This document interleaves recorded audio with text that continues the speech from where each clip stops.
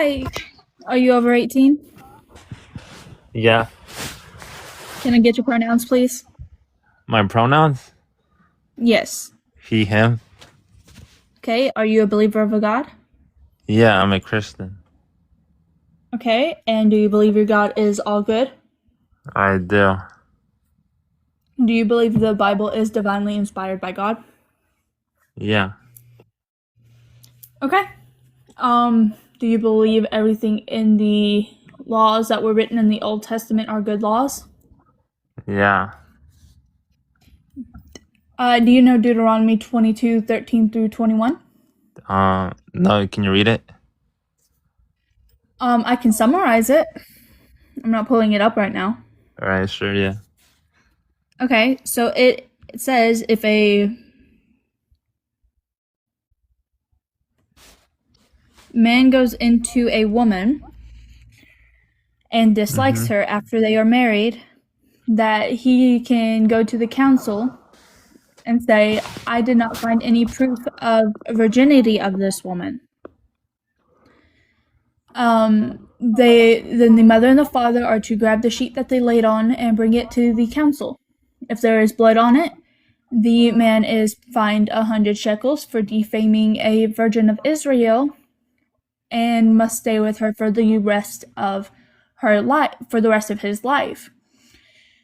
If no blood is to be found on it, then the woman is taken out to her father's in front of her father's house. All the men in the town are to gather around and throw stones at her until she unalives. Wait, so can you give me the verse? Deuteronomy 22:13 through 21.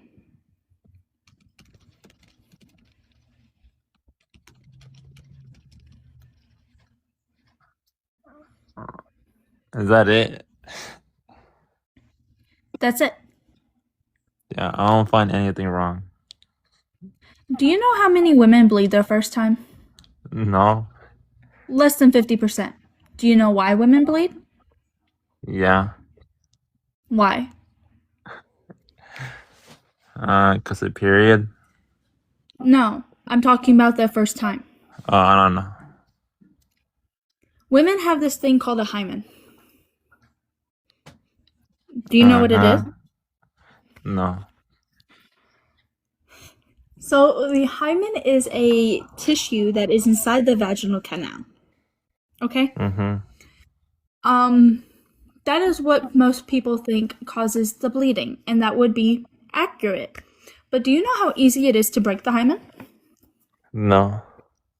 So riding a horse, riding a donkey, riding a bike, falling down the stairs, falling out of a tree, lifting heavy objects, heavy intensive exercise, things like that.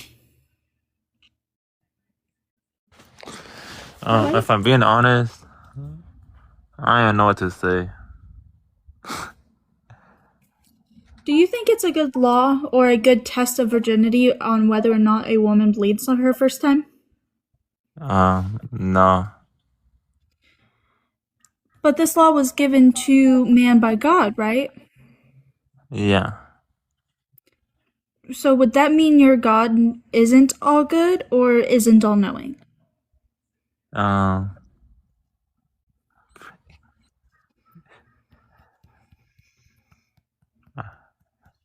don't know. You don't know? No. Okay. Are you conceding that your God may potentially not be all good? He is good. He is good. Is he all knowing? Yeah. This one law that I gave you, you have no idea what to say about it, right? Yeah. Okay. How about this? Do you think slavery is good? No. Okay. Let's look at Leviticus 25:44 through. Technically, you can look at 39 through 46. Yeah, but Because like it's basically specifically- that's like the people doing free will. That's not God doing it. You see? But you said the law was divinely given by God, right? Yeah, but who wrote the Gospels? Leviticus is the law. It's in the Torah.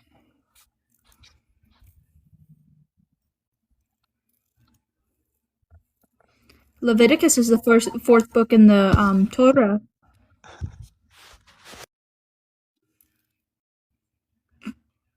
Bread. He ran. G Love. Yeah. Are you over 18? Yeah. Can I get the pronouns, please? He, him. Okay. And are you a believer of a God? Yes.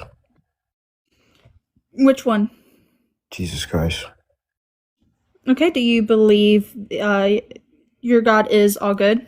Yes. Okay. So do you believe the Bible is divinely inspired by God? Wait, repeat that? Do you believe the Bible is divinely inspired by God? Yes. Okay. All of it? Yes. Okay. So what do you think about the slavery that's mentioned?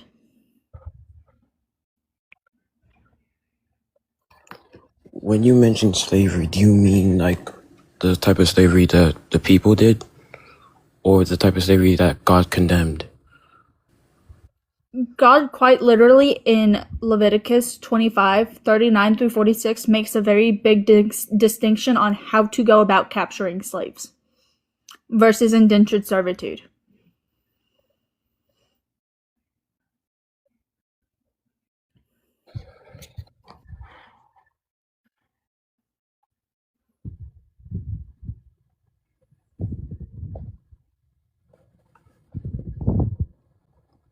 You still here? Yeah, just give me a second. Okay.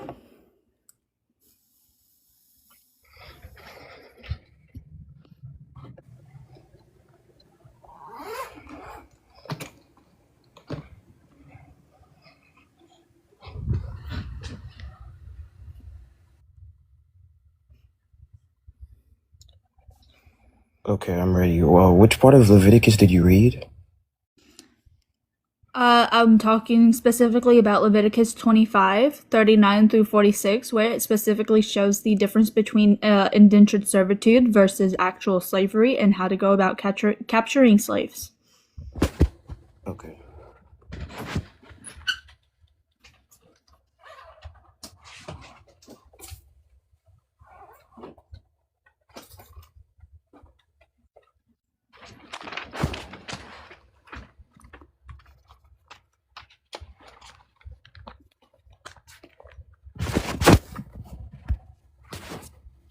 Okay, sorry, once again, which part of Leviticus?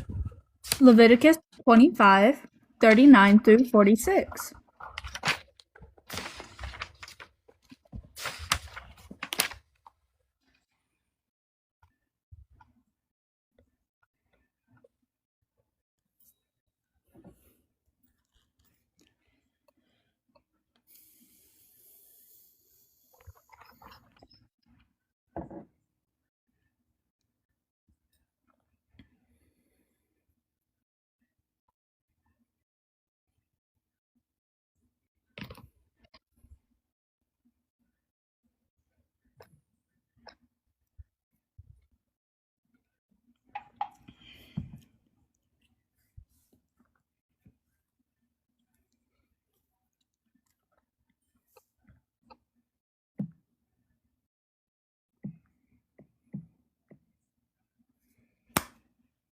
What the fuck? Susan, are you over 18? What's that? Are you over 18? I am. Can I get your pronouns, please? She, her. Okay, and are you a believer of a God? I am. Which one? The Christian God. Thank you very much. Yes. And do you believe your God is all good? In most ways, yes. In most ways? Yes. Would you like to explain what you mean by that? Well, for example, I don't know if everyone here believes in Satan and the devil, but God is not good to the devil. I mean, he is not good to everyone. So he's not all good. He does have some times where he's not. Yes, and that's where I disagree with many people in the Christianity realm religion, because most people say that God is all good, but in reality, nobody's all good. No one's perfect, and that's what God resembles, is imperfectness. Okay. So do you think he's just bad to the devil, or do you think some of his laws are potentially bad too? No, I wouldn't consider his laws bad or anything like that. I just say mainly to the devil. Okay. So do you know Deuteronomy 22, 13 through 21? I'm sorry, could you repeat that for me? Deuteronomy 22, 13 through 21. No, I'm not familiar with that. Okay. Look, can I ask a little personal question? Yes. Did you bleed your first time? Yes. You bled your first time? Yes. Okay. I personally did not. Okay. So this passage, hang on. Before I get into the passage, do you know how many women actually do bleed their first time? I'm not sure about that number. Less than 50%. It's about 46%. Okay. And you know what causes women to bleed their first time, right? Yes. Thank you. I don't have to explain it to you. Okay. So this passage says that if a man goes into a woman and dislikes her, he can go to the council and say, I went into this woman and I did not find proof of virginity. Now, the mother and the father of the woman would go to their house, grab the sheet they laid on, and bring it to the council. If there was blood on it, then the man was fined 100 shekels for slandering a virgin of Israel's name, and as well as having to remain married to her for the rest of his life. If there was not blood found on the sheet, then she would be taken out in front of her father's house. All the men in the town would gather around her and stone her to unalivement because it was thought that she had whored herself out while in her father's house. Now, how many did I say bled their first time? Did you say Bleed their first time. 46%? Okay. Which means more than 50% of women do not, right? Correct. Do you think this would have been an accurate test? Yes, I would consider it accurate. Even though less than 50% of women bleed their first time and they looked for the blood on the sheet? Well, like I said, I'm not too familiar with the story or the law or whatever, but I mean, what's your perspective on it? Well, I know as somebody who does a lot of research, knowing that less than 50% of women bleed their first time, which means more than 50% of women do not bleed their first time, I don't think this is a very accurate way of testing for virginity. They don't have tests for men for virginity by any means, which means they could just go and screw around with whoever the hell they want to. But women, who, by the way, were lifting heavy pails of water, which is a very simple way for the hymen to tear. Heavy lifting, riding horses, riding donkeys, riding bikes, falling downstairs, falling out of trees. There's many different aspects as to how a woman can tear her hymen without ever having any intercourse. women did a lot of the house chores, right? Yes. The pails of water, cleaning around the house, they did a lot of it. So they were always doing something like heavy lifting or any sort of exercise that would be considered a lot of exercise, right? Correct. Which means the hymen would have torn just a majority of them just for lifting heavy pails of water, right? Yeah. With this being said, that would mean a lot of women, just because their hymen was torn for whatever reason, would have been stoned to unalivement just because they didn't bleed on their wedding night. Right? Okay. I understand your point now. Is that a law a good God would give, knowing that a lot of innocent women would be stoned just for not bleeding? No, I disagree with that law now. Okay. And I wasn't familiar with it before, so I didn't agree with the law before. I just didn't know of it. You're good. So, with this being said, do you think your God is all good to everybody but the devil? Or do you think he's got some less than stellar all good moments? Well, unfortunately, I believe the Bible fails to tell us all about God, and everyone views him as perfect and all good. But I mean, there may be a couple scenarios where in the Bible and all his laws, he may not be good to everyone, including the devil. I appreciate you for admitting that. Yes. And I'm not super religious, but I'm definitely a Christian. But some would say I lean a little bit more agnostic, but I would consider myself as a Christian. Being agnostic's not a bad thing. Yeah, You can still be Christian and be my agnostic. mother was agnostic, and she kind of pushed that on me a little bit. But my father was Catholic, so I kind of followed him a little bit. But I see where my mother was.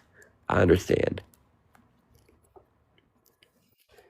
I would say you do lean more agnostic Christian, like you believe he's there, but you're not 100% sure. Yeah, Am I right? correct. I wish there is a heaven and a God, and it's 50-50 for me. Like, I believe it. There's a little bit of evidence there. I've had personal experiences, but I mean, I just don't know. I appreciate your honesty so much. You're welcome, honey. Keep reading the book. If you have any questions about anything, obviously you can always reach out to me, or if you would like, I can give a couple people who are a lot better at the book than I am Okay, as well. I'll follow you right now. Okay, awesome. I appreciate you so much for coming up here and being honest with us. Yeah, no problem.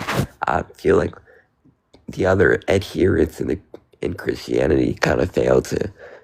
I mean, they all think that God is real, but everyone has that little thing in the back of their brain that tells them that they're not sure, but nobody wants to actually say that, you know? But I do say that sometimes, that God might not be real. I appreciate that, honestly. Yes. Now, I am going to drop you back down. If you have it, as I said, continue reading your book. Okay. And if you have any questions, absolutely ask me, or I can send you some other people that would also be good at answering questions. Okay, well, thank you so much, honey. Thank you so much for coming up. Yep, you have a blessed day. You too. Bye-bye. Oh, Hi, are you over 18? yes. Can I get your pronouns, please? I'm a male, he, him. Thank you very much. And are you a believer of a God?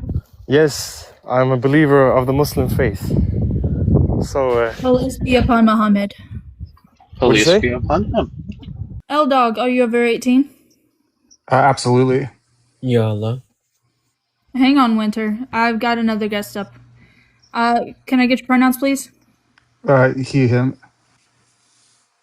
And are you a believer of a God? I would say yes. I'd be probably considered. I was raised Catholic, but I'd be considered agnostic. So I guess that still So, can, constitute as believing in God.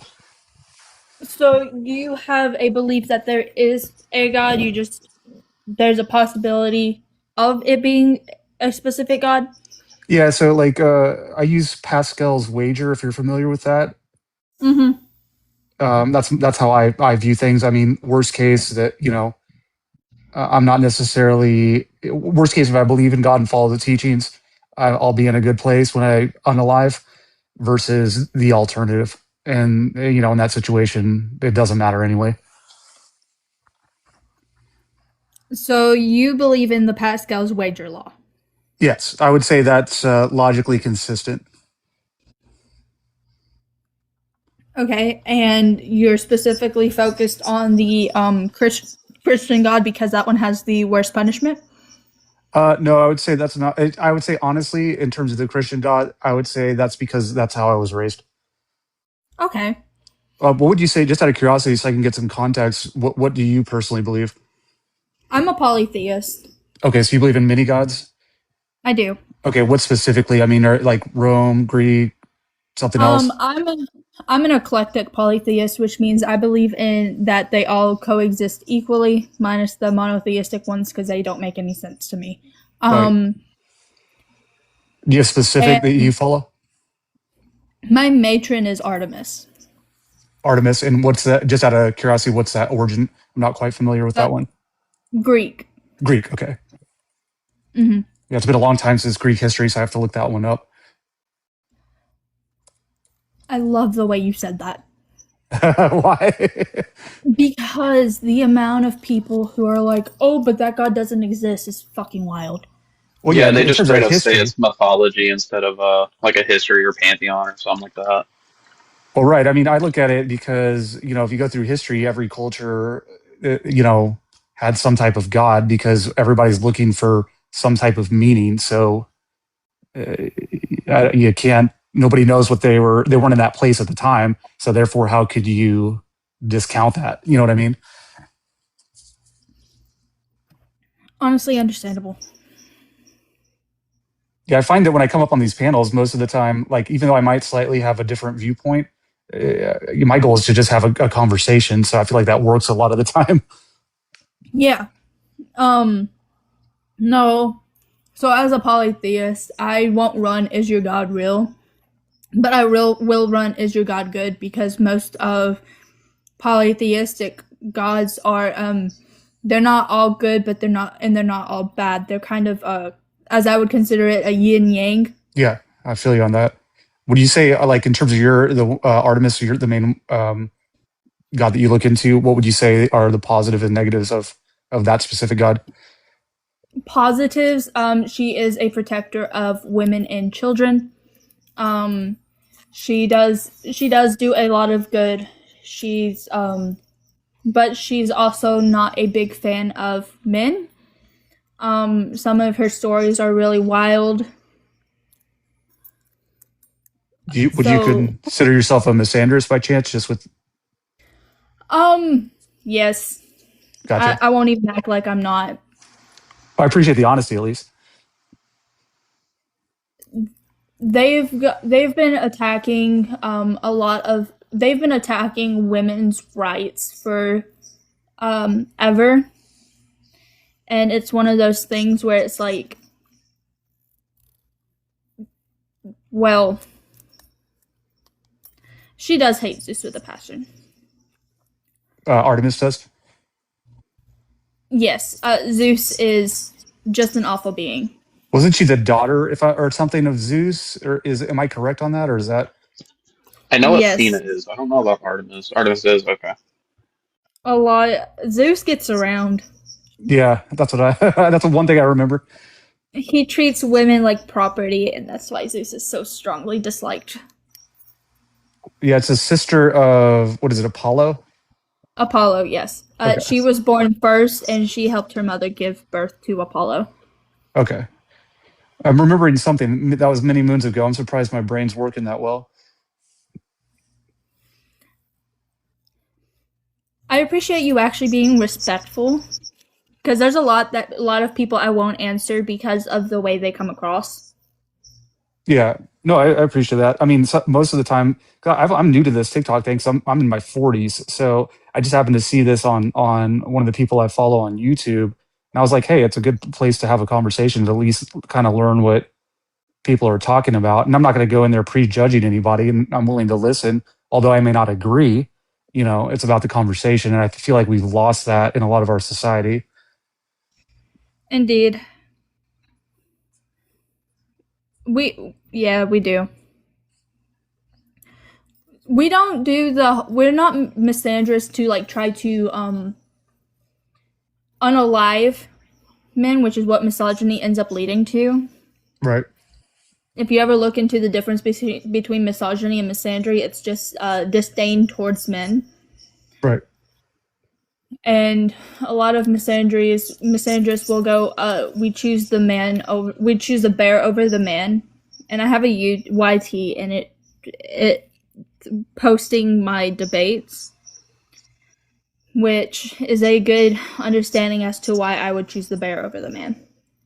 Yeah. Okay. So yeah, you have separate content or whatever about that. It's just my debates in general. I mean, Like, quickly, why would you choose a bear over a man? Just out of curiosity. the worst the bear can do is unalive you. And they normally only go after somebody if they feel threatened or if they're starving. Whereas with a man, they can do a lot worse than just unalive you. Right.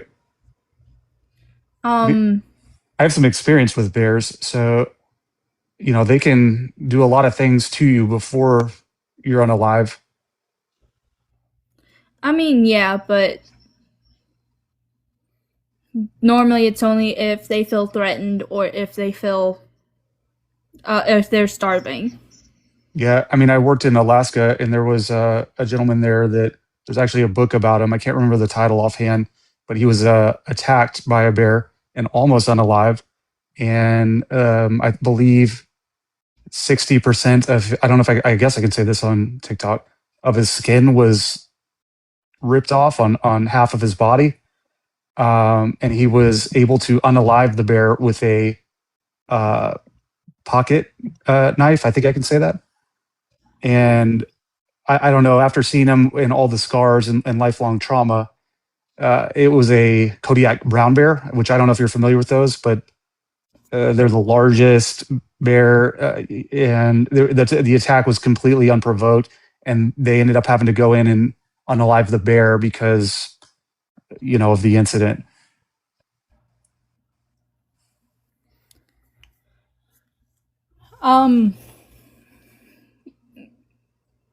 Honestly valid. Brett, I need you to take over for a second in this conversation. I gotta do something real quick.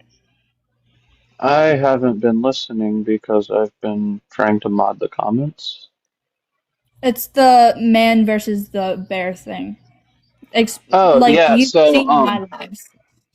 yeah, so typically men have the ability to do a lot worse than a bear because they're unpredictable. A bear is more predictable than a man. I feel like that's where a lot of women come from in that argument. Sure. I mean, I would honestly, and this is anecdotal, but I mean, wouldn't you say nature is always well, me personally, I believe a bear is unpredictable, but I would also say nature reinforces that a bear is unpredictable as well. I mean, when you you know, say between a man and a bear are equally unpredictable. I wouldn't say that, no. What would you say your reasoning for that? You know, to back that Well, reasoning up. because a man can, we have studied the human brain, and we can see that there are different conditions or whatever that can cause a lot of unpredictability. But with bears, they're usually very instinct driven. They don't really they don't really differ from that too often. Have you been in areas or ever hiked in areas that are prevalent with bears? I mean, I live in a state that has bears. Black bears or brown bears or both? I'm not sure. I've never really looked into the bear population here. Yeah. I mean, I'm an avid hiker, so and I frequently go to locations that have bears, like Canada, those types of things. You have to carry bear mace because of the risk of them unaliving you. I mean, yeah, fair enough. If they perceive you as a threat, then yeah, I mean, so I they're would gonna say do that. it'd be the equivalent of, walking around in society. People carry pew pews, people carry mace for those same reasons. Yeah, So, I mean, so in my perspective, I say it's equally dangerous. And if I mean, and statistically, some isn't it pretty low that a man would attempt to unalive? compared to a bear, I have no idea. Yeah, I'm actually here. I'm going to look up the statistic because I'm kind of interested in that. I don't know it offhand.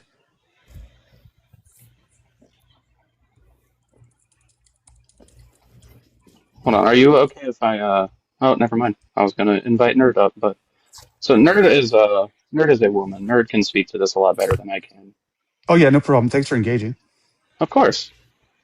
Not a problem. So kind of where men do tend to get tripped up in this conversation is that they're comparing the ferocity of the attack a lot of times, and they're thinking of the chances of surviving rather than the disproportionate rate at which men commit violent acts against women versus how common it is to experience violence at the hands of a bear. See, bears tend to behave very predictably, and we have a pretty good indicator based on their body language, the way that they're vocalizing, the sounds that they make, how they're approaching you, if they're approaching you. We have pretty good data on what to expect under those circumstances. We also have pretty good data and information on how to behave in those situations to deter an attack or how to actually survive an attack. That doesn't mean that every person who encounters a bear is going to have the best possible outcome where they're not harmed.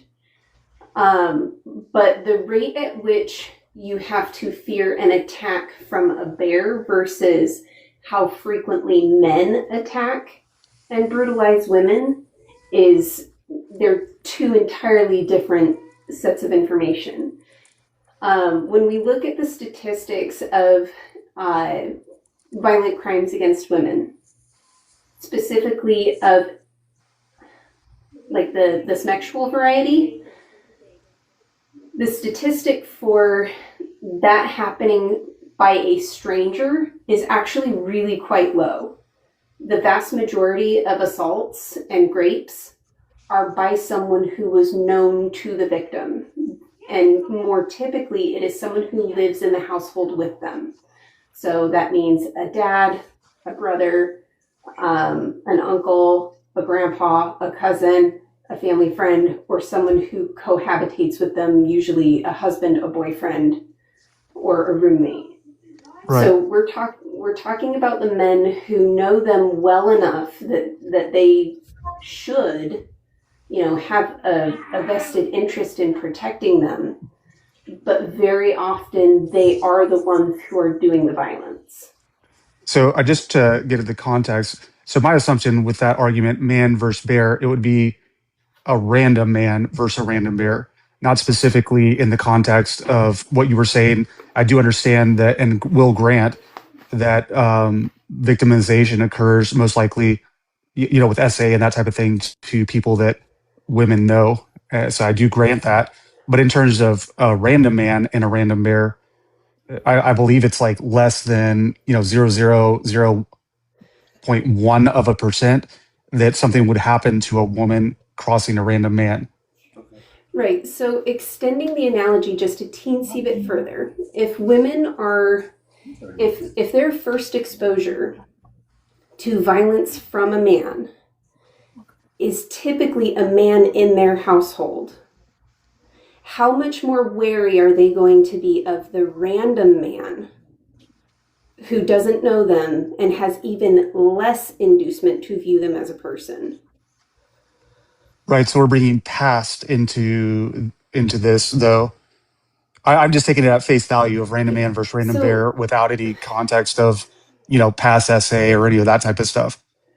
Right. So I think you're still missing the point of the analogy, because there are a lot of people who have had a lot of interactions with bears. There are also a lot of people who have not had interactions with bears.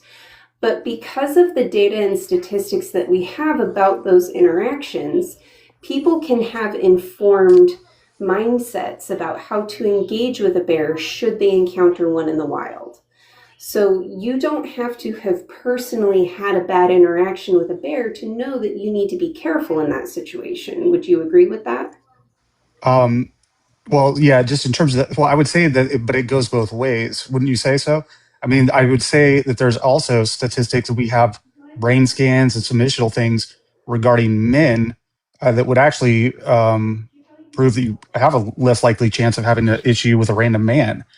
I feel like we have more research on.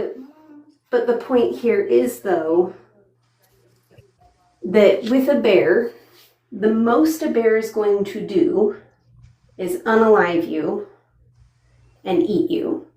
Hopefully unalive you first and then eat you. But we know that that's not always the case. But that's the worst thing that's going to happen. If you encounter a random man in the woods, or let's say even a man that you do know, or whatever the circumstances may be, if you encounter a man in the woods, actually, let me take a slightly different approach here. Because you're using this argument to say that women are maybe using past experience or statistics to be more fearful of men than you feel they ought to be. Is that kind of the position you're coming from? Well, I'm looking at just at the face value, absent past experiences with specific women. I'm just looking at it as a, random woman. We don't know any past experience. Random bear. We don't know either. Let's flip the analogy then. Let's say that it's your daughter in this situation. Which situation would you prefer your daughter to be in? Would you rather them encounter a random bear in the woods, or would you rather them encounter a random man in the woods? I mean, honestly, based on statistics, I would say a random man, because if we just play the statistics game, I would have a less chance of, something occurring. My experience with bears, though, and it goes to an anecdotal side, would be different than most other people because have a lot of experience with bears, and you have to protect yourself from them with bear mace. Would you let a random man babysit your child? Well, no. Okay, so that's why would you not let a random man babysit your child? In that situation, that's a little more nuanced, I would say. If I'm contacting a babysitter, to babysit my child. Though, because if you were to entrust your child with a random man in the woods, it's the same circumstances, right? You don't know this person, and they would essentially be the guardian of your child in that situation because there are no other adults around. Well, so why would you trust the safety of your child to a random man in the woods, but you would not let a random man babysit your child? Well, You're still going to be alone with your child for an extended period of time. Well, we'd have to differentiate, though. I mean, if somebody's walking through the woods, just by happenstance, there's going to be somebody there that they come across. If I'm inviting somebody into my home to babysit my daughter, I would say as a good parent, you would need to vet that person. So I don't think those apply. Is that in both situations, though, you don't know this person, you haven't had the opportunity to vet them, but you would trust your child to a random man in the woods, but you wouldn't trust them to a random male babysitter. Because I'm not seeing the distinction here. I mean, there's been many times when I've been hiking and I've come across random men and or women in the woods, and aside from a casual hello, that's the extent of the interaction. There's been times when I've seen bears and had to pull out bear mace because of cubs and other situations walking on a trail. I don't know how much experience you have with brown bears or Yeah, I've gone camping in bear country many times. I have had close encounters with bears. did you have bear mace with the you? point here, no, I had a firearm. But Okay. the point here is, regardless, that you would be cautious of leaving your child with a random man just under a different circumstance. But the thing is that if you talk to the women in your life, if you're a safe enough person for them that they feel comfortable entrusting these stories to you, you will find that the vast majority of women in your life have experienced some kind of improper sexual attention from a man at some point in their lifetime. The statistic, according to the RAIN Institute, is roughly 1 in 4 women will have been assaulted in some form or another before the age of 18. So we have a tremendous amount of women who are having these experiences before they're even adults. And then they find themselves in a situation with a random man. They don't know what kind of man he is. They don't know if he's the kind to want to be protective or the kind to take advantage. And they don't feel safe taking that gamble because of how frequently that gamble has paid off in a negative way, not only for her, but for the women that she knows. For the women that she descended from, it is a fear and concern that she has for the women that come from her. This is something that women deal with on a regular basis. Now, if we were to turn the tables and say that you have encountered a random man in the woods, are you going to be cautious of that man? It's not a normal hiking trail. You're just off in the woods somewhere. Are you going to be even just a little bit cautious about your interaction with him? No, and that's a fair question. But I mean, yeah, in my situation, if I see anybody randomly, I'm going to be cautious just because, I live in the city, aside from when I go, to the woods or whatever. And because of that, I'm always cautious because you need to know your surroundings for a multitude of reasons. Right. So putting yourself in the shoes of a woman for a moment, let's say that you had grown up being taught that if you're ever out at night walking alone, you need to walk with your keys between your fingers so that you can use them as a weapon should you be assaulted. And that before you get into your car, you should always make sure that you check under your vehicle and check in the back seat to make sure that no one is hiding in there to abduct or assault you. You're also told that you need to be very careful about how you dress because women are very visual creatures, and if they can see it, they want to touch it. You also are aware of the statistics that 1 in 4 of people of your gender will be assaulted by the age of 18. And you encounter a random woman in the woods. Are you going to be skeptical of that person? Are you going to be cautious of that individual? Whether you've had any negative experiences or not. I mean, I've seen some interesting random women in the woods, to be honest. And I think with anybody that's a stranger, I think the overall broader thing is, I mean, the way I was raised is strangers, regardless of smecks, you have to keep your wits about you and possibly do some of the things you mentioned. Okay, now think of the average size and strength difference between a woman and a man, or someone Right. born female and someone born male. Right, Now, there is an advantage. If the person that you're encountering is likely to be larger and stronger than you, what does that do to your level of fear? Right. If I saw somebody that was, I mean, I'm a pretty tall. I'm 6'1" and almost 200 pounds, so I'm in a different category, I would imagine, than most people. But if I saw somebody that was 6'5" or taller, 300 pounds, I'd be a little more cautious, I would imagine, because I know size has an advantage. Yeah, so do you see now why it's a little disingenuous to say that women are kind of, being weird when they say that they would choose the bear? Because if I encounter a random bear in the woods, depending on the species, I have a pretty decent idea of what I can do to help deter that attack or to avoid it in general, because I could be selective about what time of year I go into the woods. I could be selective about the equipment that I take with me. And again, depending on the species, you want to behave differently in those situations. But with a man, I don't have any way of knowing if he means me harm or not. And he could pretend to be helpful. He could pretend to want to keep me safe just to lull me into a sense of security before then assaulting me. And if he is intent on harm, there's no guarantee that it's going to be quick and result in my unalivement. Do you know what the average length of an assault is? No idea. 4 hours. And there are people who have been held for days, weeks, months, even years. There was a case not too long ago of these women who had been held for something like 12 years. So that's what we're talking about when we say that we would choose the bear. Because we know that if the bear decides to take action, the worst thing that's going to happen is that we'll ultimately be unalived.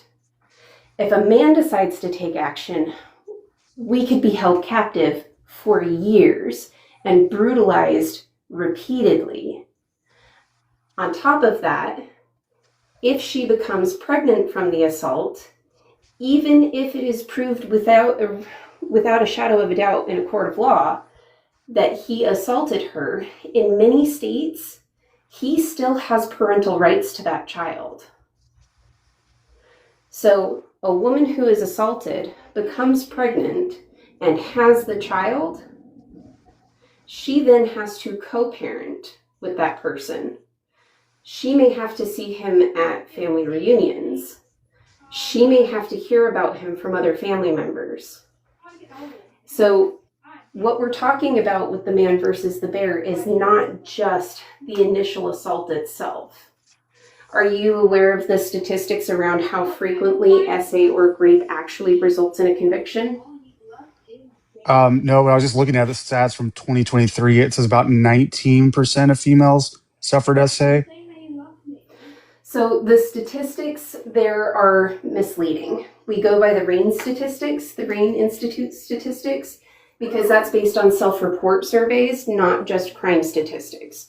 The reason why we go by self-report statistics is because people notoriously do not come forward about assault or rape. The reason why that is because a lot of police departments do not take those allegations seriously. The burden of proof is extraordinarily high, and so a lot of precincts will not even take a report if they feel that you don't have sufficient evidence. So that's why we go by self-report. And even by the self-report statistics, it is always included the caveat that these numbers are very likely underreported. The reason they are underreported is, again, because the burden of proof is so incredibly high, and to actually go to court is incredibly re-traumatizing because the court process is not done in a trauma-informed way, and a lot of times they have the person who was assaulted sitting in the same courtroom, often only just a few feet away from the person who harmed them. There was a case in 2002 in Scotland of a young girl who was assaulted by a younger boy. She was 16 at the time, the boy was 15. She was required by the judge to hold up her underwear in front of the court, and he used that as justification to say that the boy was justified in what he did to her because of how she was dressed. She was wearing jeans over top of her underwear.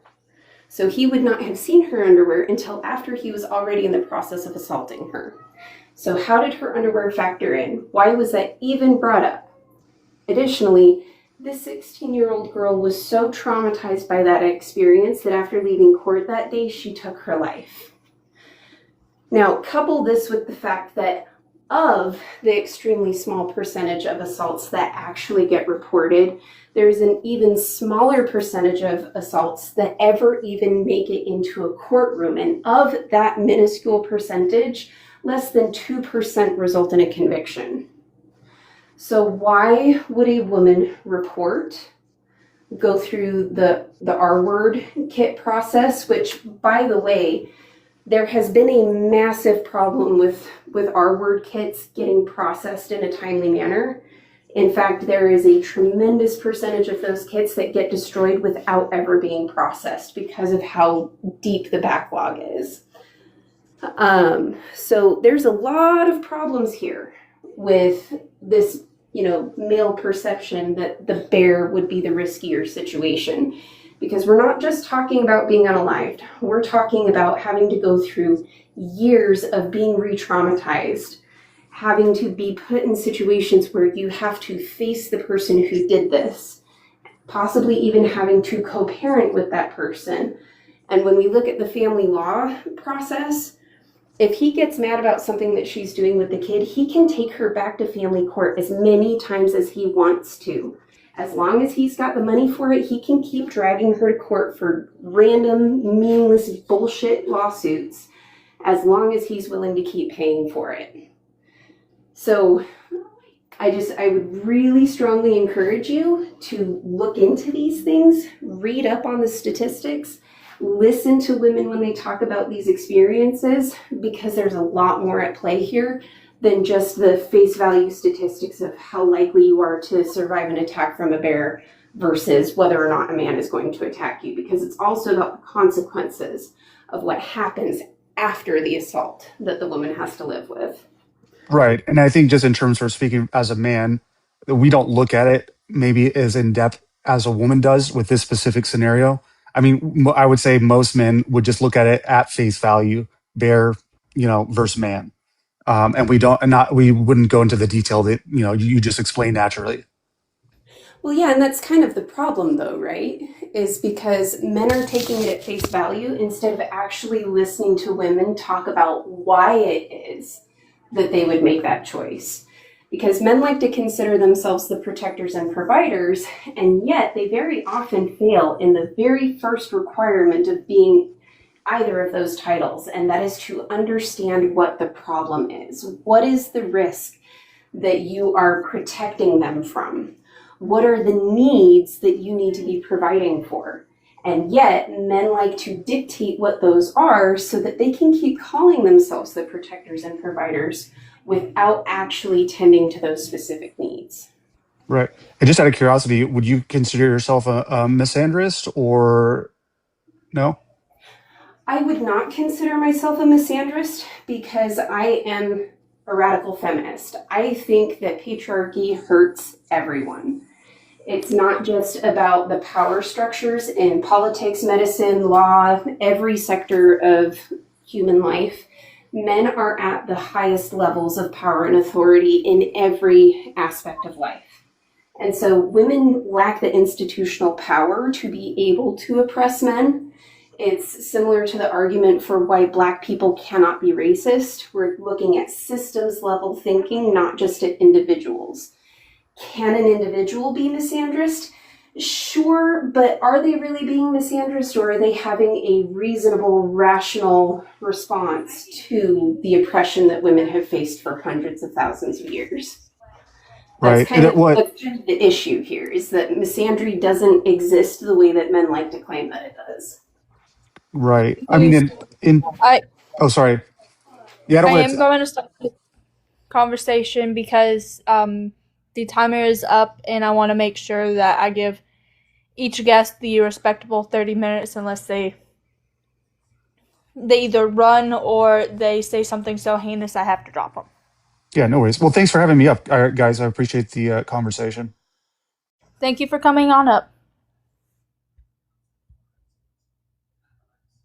Hello, are you over 18? I am, according to the American standards.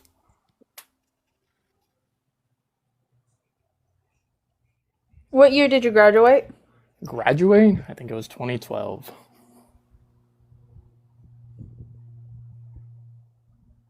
How old are you? 31. I turned 32 in July. Summer birthdays. I Gotta love them. get to go to the lake or the pool. Can I get your pronouns, please? 1-1s.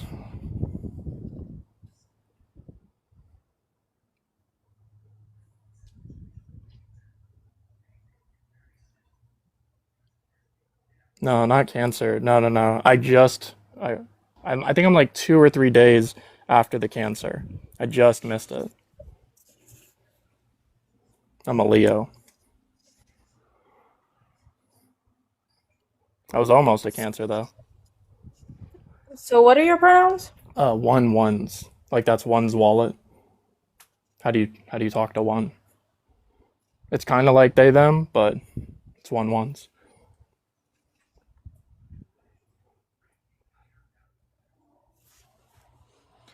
Are you a believer of a God? Yeah. Which one? Well, do you want the simple answer or the complex answer? The simple one. Well, the simple answer seems to be that the greatest identity of self-reflection is Jesus.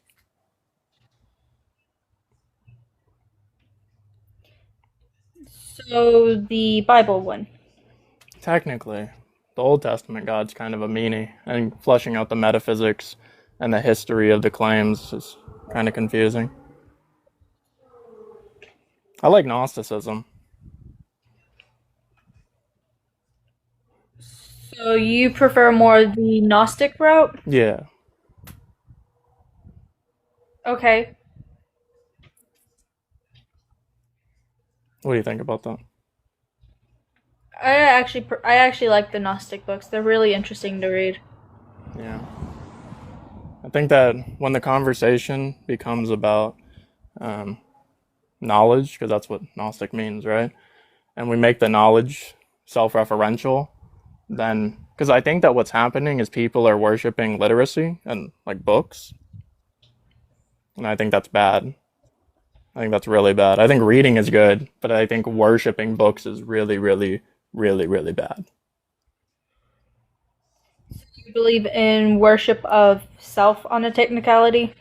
The ultimate self. Yeah, so like I think that when I'm thinking of God, it's the highest standard of self-awareness. And if it's true that we are all conscious things, then I think the greatest thing that we could do is unify with the greatest system of self-awareness, which I think that we can unify with.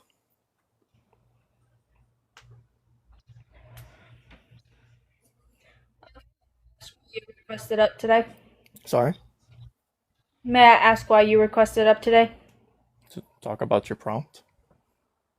That is your God good, but you just said what you believe in is the ultimate higher self. Yeah, kind of like Plato. I don't know if you've read him, but ontologically, goodness would be the ultimate thing. And so the ultimate thing is just going to be identical with God. Because if there's something truly good, ultimately good, then there's nothing better than that. And that's the thing that we should all be studying, regardless of whatever it is. But if we deny ultimate goodness, or that which is truly good, well, there's not really anything for us to pursue or talk about. We would probably just talk about, I don't know, bad or neutral things all day. So there would have to be factual goodness. So, Ace, if you don't mind my chirping in, how then do you determine what is good? If you're essentially appealing to your higher self, how do you determine what is good, and how do you know that that is the ultimate good? I think that when we're analyzing goodness, it's not in isolation or loneliness. And so how I do it is, one, by thinking about it to ensure that it's actually something that I'm experiencing and understanding. And then two, trying to figure out if that could be false or if I'm having a misunderstanding because I don't know everything. Maybe there's a different perspective.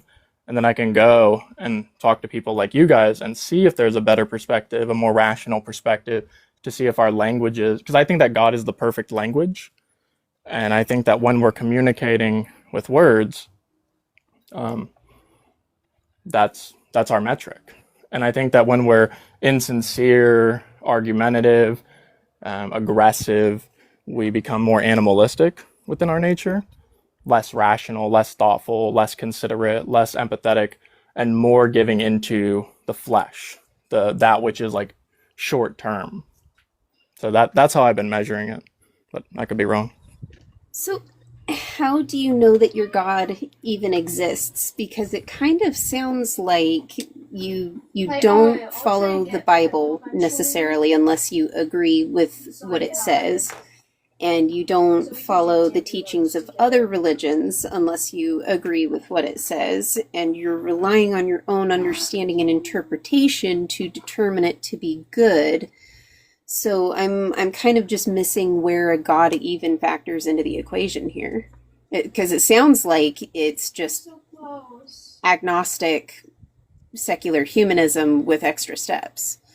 My language intentionally tries to be competitive with people who see the world differently. But if we do so to the best of our ability, I think that we can understand each other. And so, yeah, I think everybody has their own understanding. I literally think that every single human being speaks their own language. Like right now, we're both using a social language that we call English, but our personal language of understanding is always going to be distinct a little bit because we understand things differently. So what I'm asking though is what is or where is your God? Because it kind of, like I mentioned, it sounds like you're just an agnostic secular humanist that is claiming that there is a God, but you're not really defining it. God is the perfect language. God is goodness itself.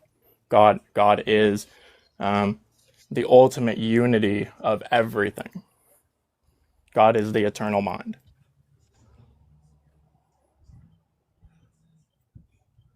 God is the greatest thing that we could participate with. So how or why is it that you are elevating it to the position of deity? Because I think it's an eternal mind. I don't know how to get out of it linguistically.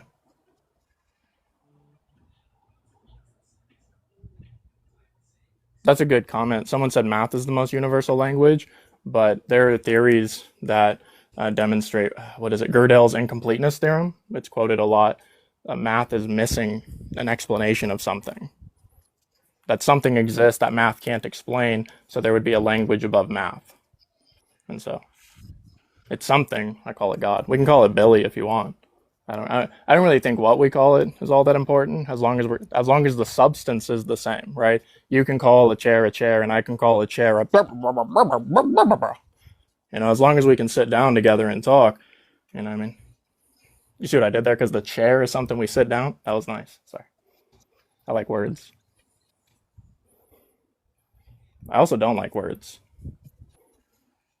Can you point to it? Yeah, you can point to it. You can point to it through active participation.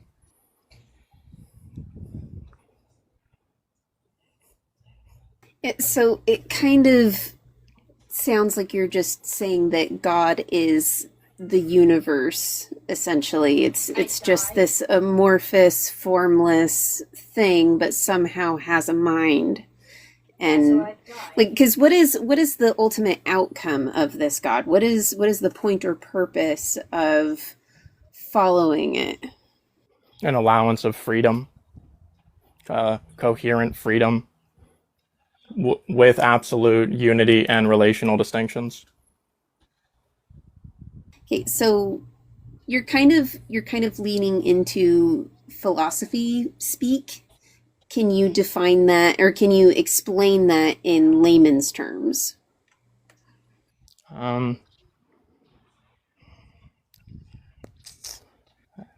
Sorry, my pause is because I that's what I did. I don't know how I would simplify that more. Maybe you could ask it a different way. I apologize.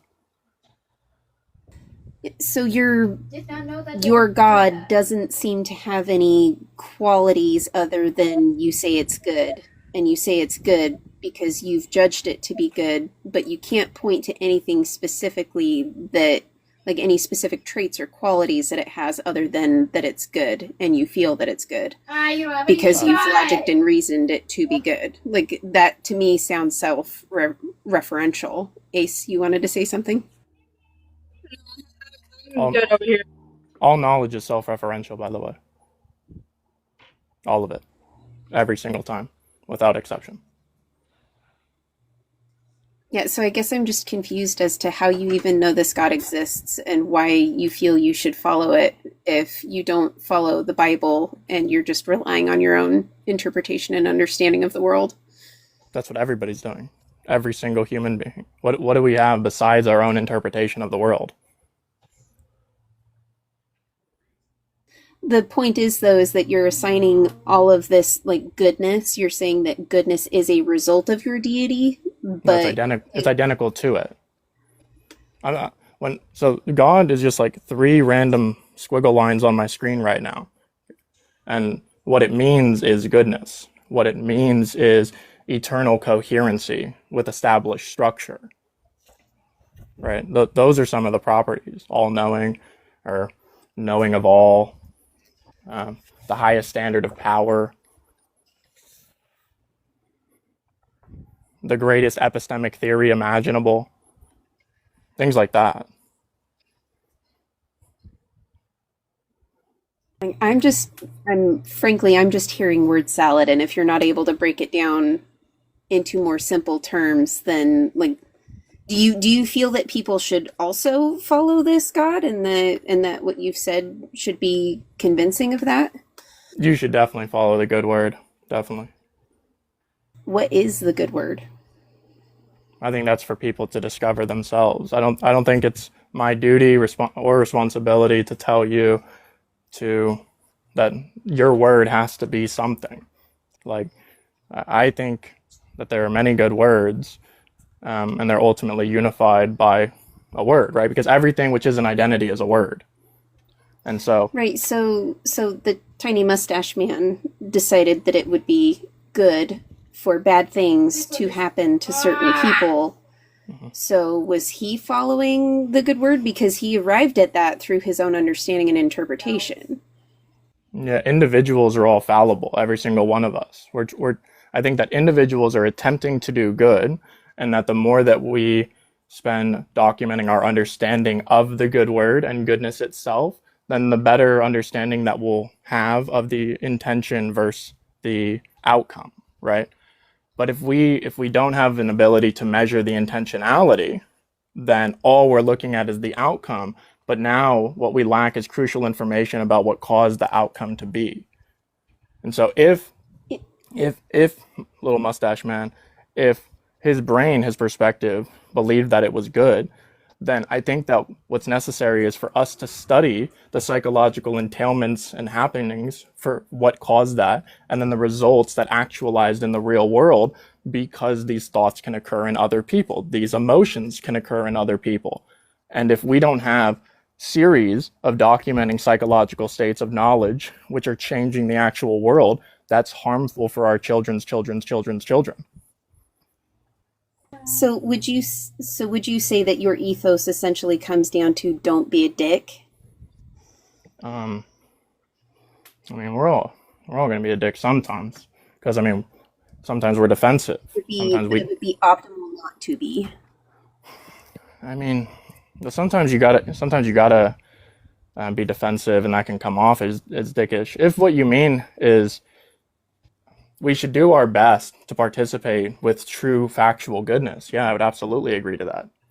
But if an individual denies goodness as a matter of a fact, then there's nothing for us to factually unify with. We're stuck in an isolation of interpretation without unity. Yeah, so I guess what I'm kind of wondering is what is the point of you getting up here to argue that your God is good if your intention is not to get everybody to follow the same good word? then I guess I'm just a little lost on what your purpose and intentionality is. Well, my goal isn't to argue. My goal is to have an equal weight view with honest languages, with self-aware moral agents. I think that if an individual is following a good word that they have genuinely discovered through a factual experience of self-awareness, then you might call the word something else. You might call it blah, blah, blah, blah, blah. And if I were to say blah, blah, blah, blah, blah isn't real, well, then I would probably fail in asking you, what does blah, blah, blah, blah, blah mean to you, right? But it's likely the case, if my theory is true, that if what you've discovered is a truly good word or the truly good word, and you just call it something different, well, then we believe in the same thing. And there's going to be limitations and different ways of expressing that because all humans are speaking a different language through social programs. Yeah, so words have meaning because people agree on what that word is, and they typically use it in the same way. I don't agree to that. No. I think that that's the social indoctrination program. I think that humans can be linguistically indoctrinated. That's true, but I don't think that we should do that. I think that we should do that for like social cohesion and convenience, for coexistence, but I think that words are personal. Truth is personal. And that when I'm expressing something and when you're expressing something, you, even if nobody else understands you, you're expressing something that is factual. You're expressing something that means something to you. It doesn't matter if anybody else believes you or agrees with you or even understands you. It still means something factual. It does, because if we as a society cannot agree on the meaning of words, then language serves no purpose. There's no point in having your own individual meaning for words. That's kind of why people have an issue with the way that people interpret various religious texts, because on a plain reading of it, it says one thing. On a spiritual reading of it, it says another. And if we can't agree on what words mean, then the interpretation is pointless. Does that rule for language also apply to the words man and women? Or man and woman? So man and woman have a societally constructed meaning. Right. And that word, the meaning of those words varies depending on the society. There are some societies that evolved without having specified words for genders. People were just what they were. Right, but if your theory is true, then if people live in a society where man and woman is defined by social gender roles and biological markers, then you would be against individuals going against that standard. Not necessarily, because there are people who fall outside of the binary. Just because a society creates a gendered binary in their language does not mean that that binary actually exists in nature. It just means that that's how the language has evolved. And language can evolve to have new words that come up to explain or express things that we observe in nature, in reality, in our society. Does that standard apply for the word God?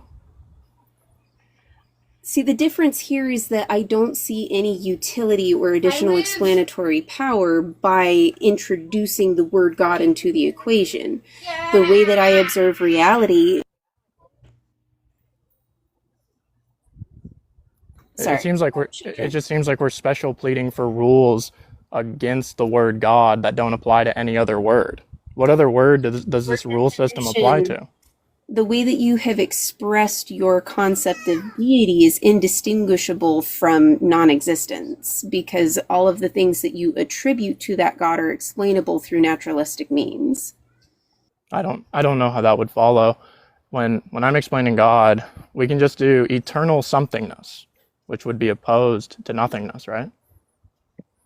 Nothing doesn't actually exist, because if nothing existed, then it would be existence and would not be nothing. Right, so when I'm explaining God, if something is eternally something, then it's necessarily not nothing. It's something.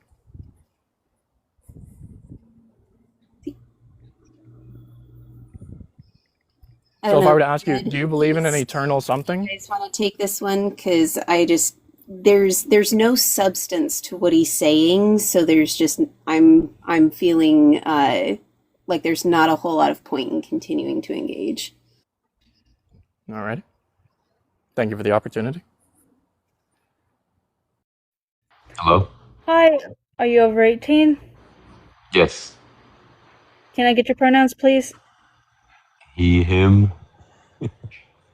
Okay, and are you a believer of a God? Yes, I follow the Lord Jesus. Okay. Do you believe your God is all good? Absolutely. He died for me. Do you believe the Bible is the divine word of God? Absolutely. All of it?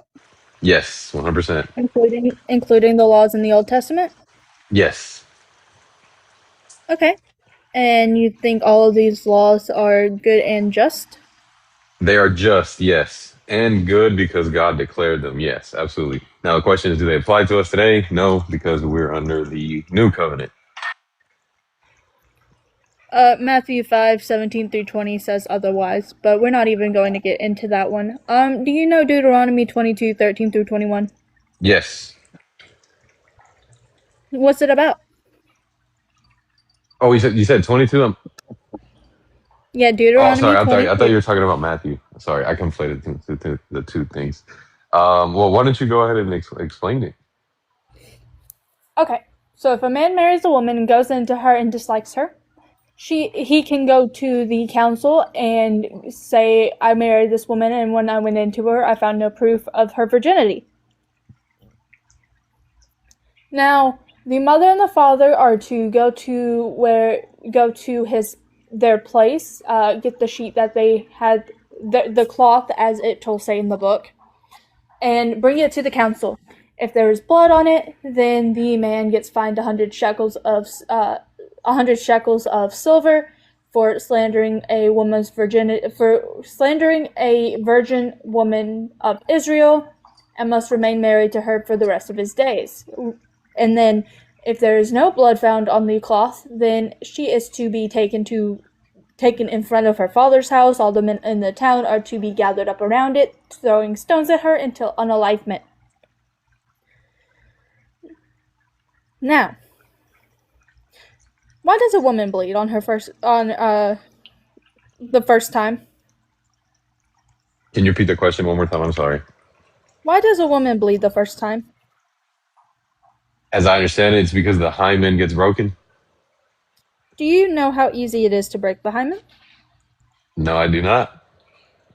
Falling out of a tree, falling downstairs, lifting heavy objects, doing any extensive workout, riding horses, riding donkeys, riding bikes. There's multiple ways it can break. It's not just during the first time. Some women aren't even born with one. Right. So the implication is, like, a man would request like you said, request virginity, right? Like the proof of virginity. And if she already has, like, for example, fallen out of a tree, right, and therefore she wouldn't have bled, then everyone would just assume, oh, okay, so she's uh lying, so therefore she's to be put to death. Exactly. Gotcha. Okay. So that assumes first that, like, the man is willing to lie about that. I mean, if they don't believe, then the men just naturally thought that meant that they weren't virgins, right? According to the book. Well, I mean, what would happen is, like, he would have to lie, right? Because this is, like, assuming. So it doesn't ultimately fall on God; it falls on the person lying. But how would the man have known he was lying? Well, I guess. Hmm. Well, I guess we do have a commandment to not bear false witness. So I still, Okay, I still think at the end of the day, it wouldn't fall on God. so my question, is God all-knowing? Correct. He would know that not all women bled on their wedding night, right? Yes, of course you'd know that. Yeah. But it was still put in the book, right? Yes, but more women would obviously probably would bleed on their wedding night. Less than 50% of women. Well, Less I than mean, 50% of women. there's got to be a reason, I guess, why God put it there. But I mean, the over, like, I guess, arching theme is that yeah, God is just, and He's setting up a theocracy with Israel, and He's got certain rules to put in place, especially in a fallen world. So, um, I guess it goes back to the original question, which is my God good? Um, I would say yes, and He has to be just with in an imperfect fallen world. Okay, I got a couple questions for you. Okay. You said your God is all knowing, right? Uh huh. Right. The Bible is God's holy word. It is divine command by God, right? Yeah. Yeah. Sure. This section is in the book. Uh They huh. would think, which means that if men read this, they would think that if they bleed, that means they are a virgin. If they don't bleed, that means they are not, right? Right, but I'm assuming like how you just explained, So, so they how would probably be privy they to the fact that not all women also bleed on their like women probably fell out of trees back then too, so they probably know like oh, so that's also a possibility. they wouldn't know that. You do realize it wasn't until much later that that was found out.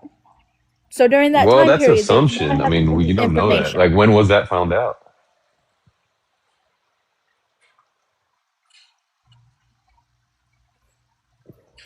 Okay. It is an assumption. So, and at the end of the day, it's like I feel like we put a lot of emphasis on like what the word kind of says, and we don't separate it from what people are willing to do with that word. So again, you're assuming that like a Israelite man is going to, if he's a misogynist and a sexist and wants women to die, that he could use that to kill basically women, but he would have to then also identify which women's have like which one has bled, which one hasn't, and it's like I feel like we're kind of going off we're going into exceptions and not really the rule. The rule literally states to stone women who don't bleed on their wedding night. That is the But rule the of it. assumption would be that that a woman obviously committed sexual immorality. How else would they have known if she had or not? Well, that's a good question, but I mean, but it also requires, as you read right there in Deuteronomy 22, that the man would also have to bring the accusation forward. Yeah, if a man goes into a woman and dislikes her, he can go to the council. If she bled, Do you know what that word dislike means in the Hebrew? we're not getting into it. Why Into are we what? going words? Words mean words, dude. You do Right, realize but you this. do know that the Torah In the wasn't written in KJV, English, in the right? KJV, it says hate. In the NRSV which is what I read, which is the closest to the translation as of right now, it says dislikes. Now, Right. You could, but you do agree man that it goes wasn't to written in English, right? council. Man goes to council, right? Brings up the charge that she was not a virgin, right? Mother and father go to grab the cloth they slept on. Blood. Man gets fined 100 shekels of silver and must remain married to her. No blood. Woman gets stoned, right? Right, because the assumption is that she committed sexual immorality. The man just committed false witness. But how would they have known that? Well, again, this is like assuming that it's the 50% deal. At first, you'd have to also be a man that dislikes, right? So it could How be a old lot is of your book? different reasons. How old is your book? What do you mean, like the English or the Hebrew, or what do you mean? How old is your book? Like how far back does it go? I guess since we're on the Old Testament, it would be right when Israel gets is we're talking about 4,000, 5,000 years ago.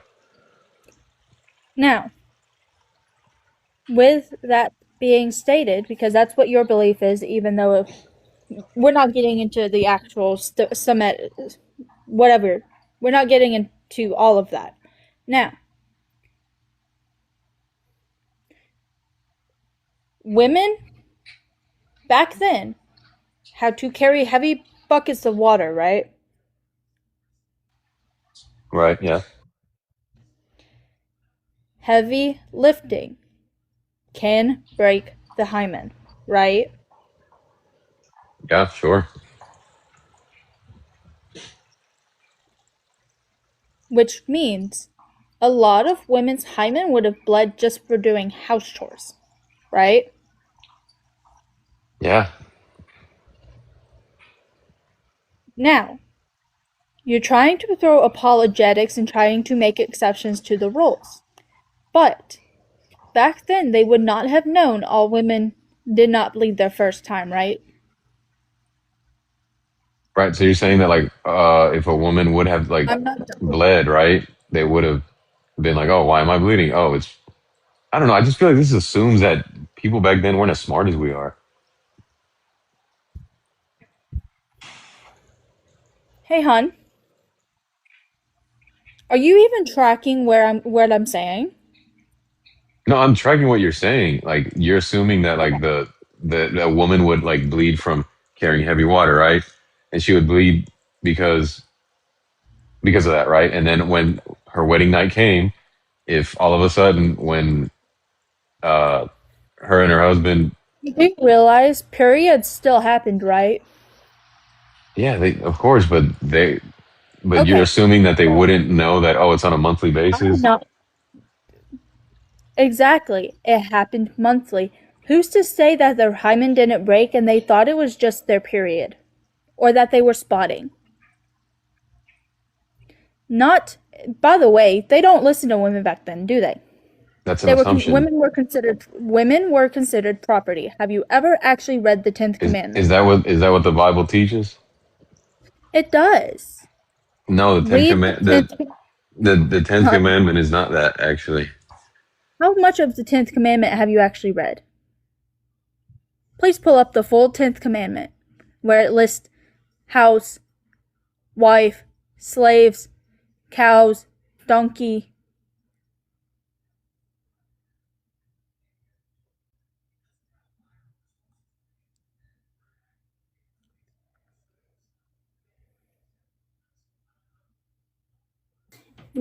And Ace, I think it would be interesting to bring up the fact that we do actually have ancient rabbinic writings where they argue that the bloody sheet test is not an accurate test for virginity. And they actually eventually stopped using that as a test specifically because they recognized that it was not always the case that a girl bled from her first time. Now, speaking from my personal experience, like my hymen broke when I was 10 years old falling out of a tree. I didn't know that that's what it was. I actually thought that I was starting my cycle, but that bleeding stopped after a day or two, and then it never happened again until I was 15, and that's when my cycle started. So a Bronze Age civilization that doesn't understand what the hymen is, what its function is, or how easily it can be broken, there were probably a heck of a lot of girls who had that experience and bled from their hymen breaking, who then were determined to be of age to marry, even though their menses had not actually begun yet. So we're running into an additional issue here of God double extra not understanding women's biology and using their menstruation as readiness for marriage, when it may not have been menstruation, it could simply have been her hymen tearing. I understand. And so this ultimately means that God is not good and he's unjust. Do you think that 10 years old is an appropriate age to begin, the process of being betrothed and then ultimately getting married? Do you think that menstruation is a good judge of whether or not someone is old enough and mature enough to undertake a life altering decision? Well, I would probably say no, and I would think that people back then would probably do the same. Like, obviously, like they wouldn't marry their children off to people like they're just desperate to just marry their children off to people that don't care about them, that don't like. I mean, I have a daughter. Obviously, I care about her in the same way that I would if like any woman. Like, if I wouldn't just marry her off to anybody that I didn't know, or like, oh yeah, this guy from around the block says he wants to marry you, so go ahead, and he's got a whole bunch of like money, so and he's gonna give it to me for you. Like, I wouldn't do that like now. So why would people back then do it? Do you think that that's true of all fathers? Probably not, but I So, mean, are you aware that God gives laws to tell people how they should conduct themselves, not based on how the average person, how you personally would conduct yourself? Is he giving instructions for how everyone should conduct themselves? I mean, probably the biggest one is treat others the way you would want to be treated. So Yeah, that's that's not what I asked. Is God giving instruction on how people should conduct themselves, or is he saying like, well, if you wouldn't do it, then let's ignore all of the people who might?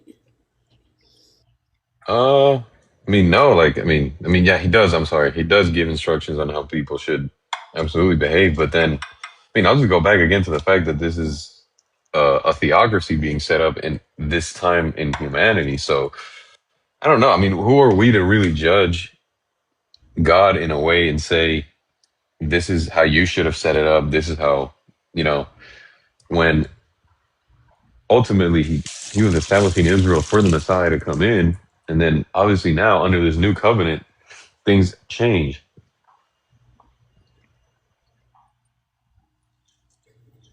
Interesting. Ace, back to you. I'm sorry, what? I just was turning it back over to Ace. Oh, okay.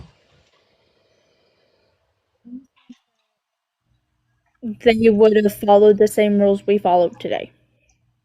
I'm sorry. Can you repeat that? You think they would have followed the same rules we follow today? No, because they didn't have Jesus. Wait, I don't understand the question. Like, So there's a whole Bible with laws, right? They would have had these laws, right? Because Moses got these laws from the Old Testament or from God.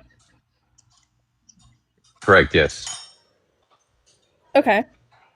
So they would have followed the laws that are in the Old Testament, right? The first 5 books of the Old Testament. Right. Okay. So they would have followed the if she bled or not, right? Right.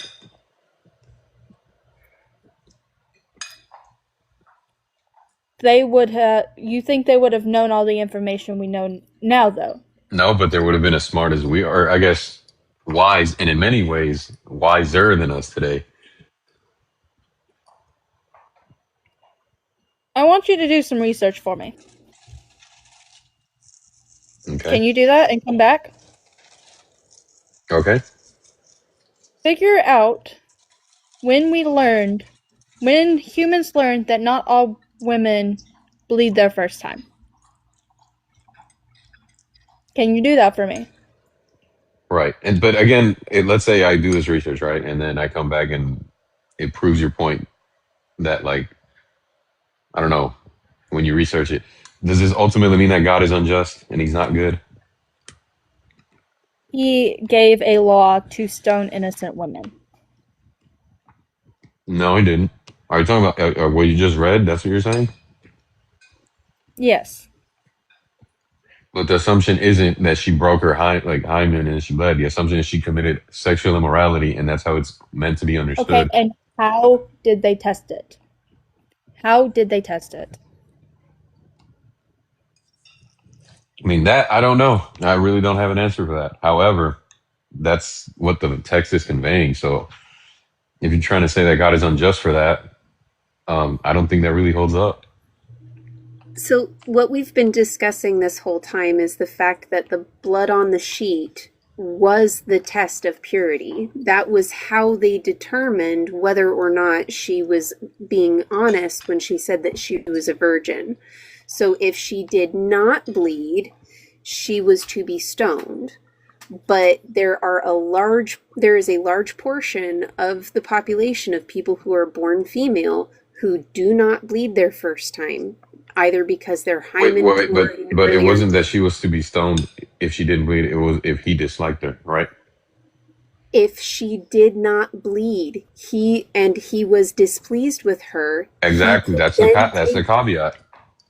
So how many men who saw that she did not bleed and decided that she must not be a virgin and then used the clean sheet as evidence that she was not a virgin, how many cases resulted in an innocent girl being stoned? And in my mind, according to my moral framework based on human empathy, I would say that if it happened even once, that means that God is unjust and God is immoral because he created a law that they were to follow that resulted in an unjustified unaliving. And according to the commandments, thou shalt not commit schmurder, right? And schmurder is defined as an unjustified unaliving. So in that case, God would have broken his own commandment and would therefore be immoral. That's kind of the argument being made here. Right. Understood. But what I'm arguing is that it is not God who's doing that. It is, I mean, ultimately what you're saying is God is allowing it, like how he allows evil. But that's not what the law states. Again, the law is that, I mean, there's so many different things that could be involved in a man disliking her. First of all, if he's marrying her, he probably doesn't dislike her. Right. And then secondly, there could be so many other factors. So ultimately, I don't think it falls on God for us to be like he's unjust and he's immoral if a man dislikes Did he her. not give the law though? What was that? Did he not give the law though, which made them think that if there was no blood, that means she wasn't a virgin? Like I said, I mean, I think that they were just as wise, if not wiser, back then. And I think if she told, like, if let's say he was he did dislike her, he probably knew her or something, and he probably was like, oh yeah, so she, probably did break her hymen carrying water or whatever. I mean, again, we're going into the hypothetical situation to try to prove that God is unjust, and it's just not. It doesn't hold up. Again, I have told you to research when people learned that the hymen is not always going to be broken during the first sexual act.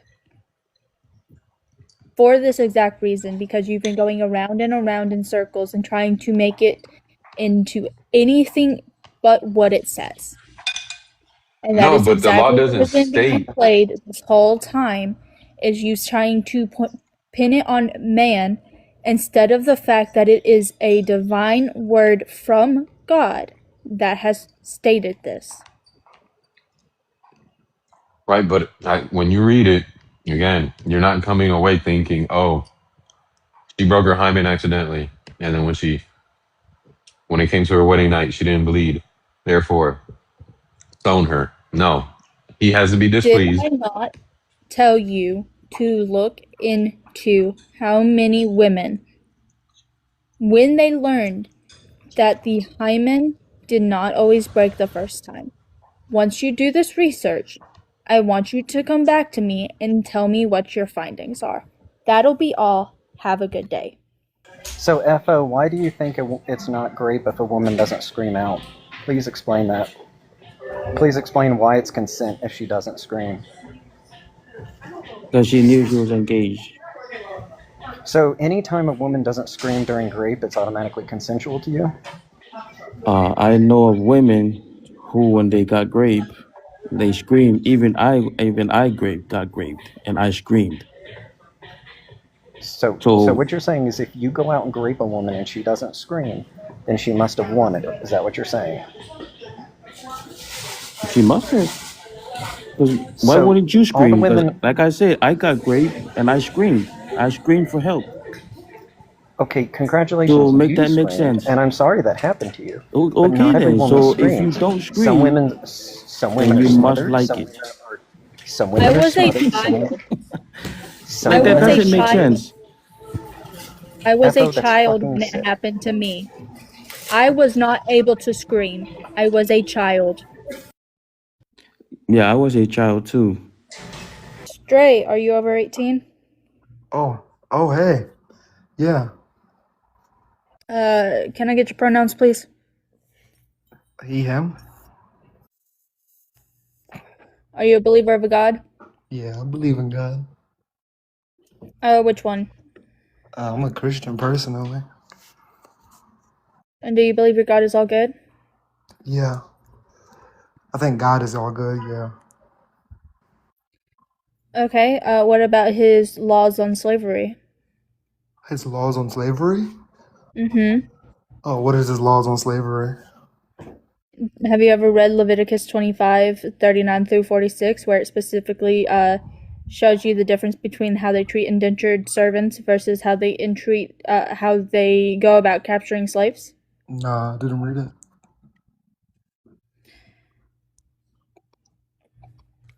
Do you have a Bible on you? Well, no, you're referring to the passage, correct? Why don't you just, if you do you not have it, like, I don't know. Go ahead and tell me what it is. So in 39 through 43, it tells you what indentured servitude is, and it shows you that after 7 years they are to be released they are to be released on the year of Jubilee. Uh-huh. And it's specifically for Israelites. And it specifically states Israelites, whereas within 44 through 46, it specifically shows you how to go about capturing slaves from the lands around you, and if you have any aliens residing within your land, you are allowed to capture them and treat them as slaves, and they are to be passed down from generation to generation as property. Oh, it's terrible. That's in your book. Okay. In Luke 12:47 through 48, it tells you about how you are able to beat your slaves too. There's also laws that as long as they stay alive for a day or two after a beating, Uh-huh. you're good. But if they are unalive after that second day, you will not be charged for it because they are considered property. Do you think owning people as property is a good thing? No, I don't think that at all. That's crazy. So why does your God? I don't think my God does at all. Then why is it in the book? Well, because books contain information. That's what books do. But it's in the law. It's in the Torah as a law. Oh, yes. Yeah, that's a book. That's what books do. It's in their book, yeah. It's in the law portion of it. So it is a law that God gave to Moses, right? Yeah, sure. But I don't think my God is like that at all. No way. That's insane. So you don't think that the book is divinely inspired by God? Well, I think that God determines whether a soul goes to heaven or hell. I don't know if I'm allowed to say that. I apologize. So you don't think God had anything in the book that was divinely inspired? Do I think the book was divinely inspired? Yes. I think it was interpreted the best that it could be, you know. But So you think that man put its own spin on it? I think that they got contact with God and they just did what they could with the information that they had, you know. But yeah, I think that there's a little bit of a, a spin on it. Yeah, for sure. Right? Like a science book is a science book. You wouldn't go to a science book and be like, "Oh, let me see the fashion." Like that wouldn't make sense. You know what I'm saying? So like, of course it's relevant to the cultural or whoever, Of course you would make it like that. I feel like that's human nature. I don't know though. I don't know. You know? So how can you trust the Bible if it's interpreted by man? I trust God. So it's like, you know, I don't know. I don't know.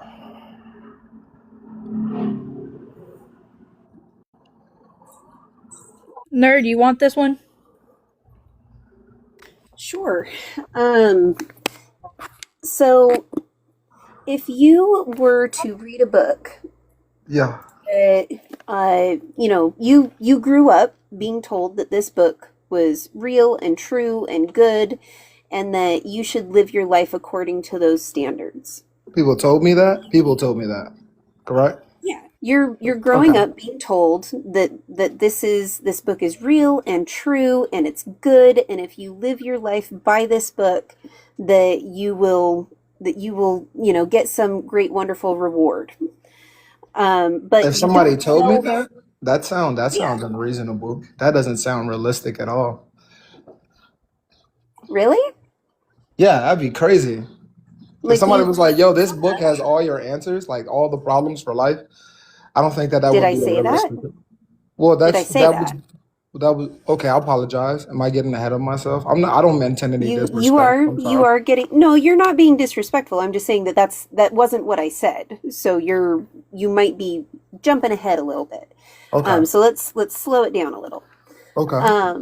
So you've grown up with people that you trust, and they've been telling you that you should read this book, that it's good, it's real, it's true, and you should model your life after it.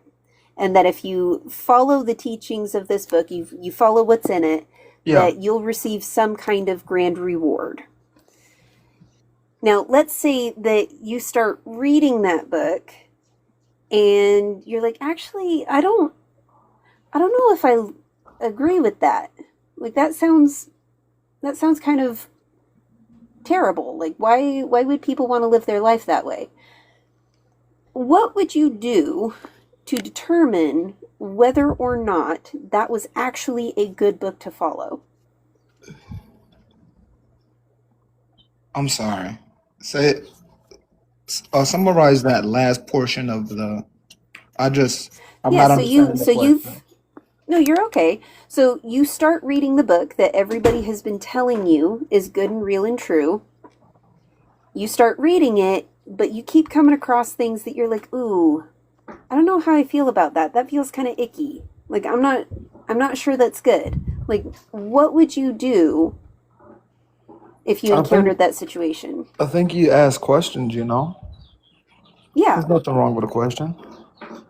right. So what if by asking those questions, you arrive at the conclusion that, oh, actually, I don't think that book is all that good.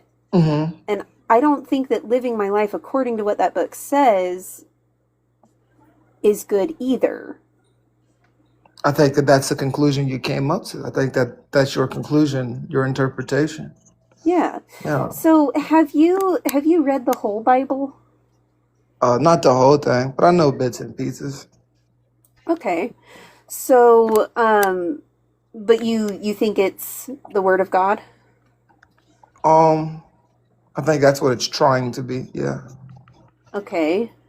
And have you grown up with people telling you that you should read it? Yeah. Have you grown up with people telling you that you should live your life by what it says? Nah. No, I don't think so. So I the don't people think around like, you, are you meaning like people who are like, you can just put them on an extreme, right? Like you would say like they don't do anything outside of the Bible? Then I don't think so. No, I haven't so met anybody like that. you're adding, I'm noticing that you're adding a lot to what I said instead of just answering the question. I'm Well, asking, I said no. I'm intentionally trying to ask really simple questions. And Yeah, I know. you're I'm kind giving of you the answers. overcomplicating it in your response. So Okay. if Okay. you've been told by people in your life that maybe you even trust some of these people, and they've told you, "Hey, I've read this book, it's good. You should read it and follow it too," right? Okay. So you haven't read all of it, Mm-hmm. but you do believe your God to be good. Well, I mean, like, I don't read the like ingredients on rat poison, but when I see the caution wording that says "Don't eat this or you'll die," I'm gonna go, "Oh well, what do they know? There are a bunch of people who said that." Okay, so I'll simplify it further. Do you believe your God to be good? Yeah, we've already answered these questions. Okay. I'm not missing any So how point. did you determine that your God is good? About what I believe about my God.